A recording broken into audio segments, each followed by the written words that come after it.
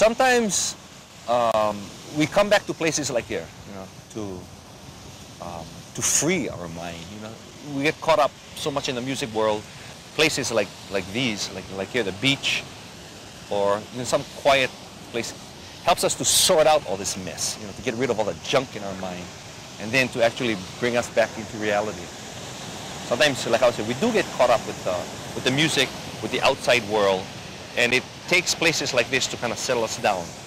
Basically, what it is just getting back to the beginning, starting again. You know, kind of turning around and said, you know, let's start again. Somewhere along the line, we missed something, so we start again. We come back to, you know, like take a walk in the country, feel the wind, breathe the air, and then you say, oh, okay, you know, I think I'm ready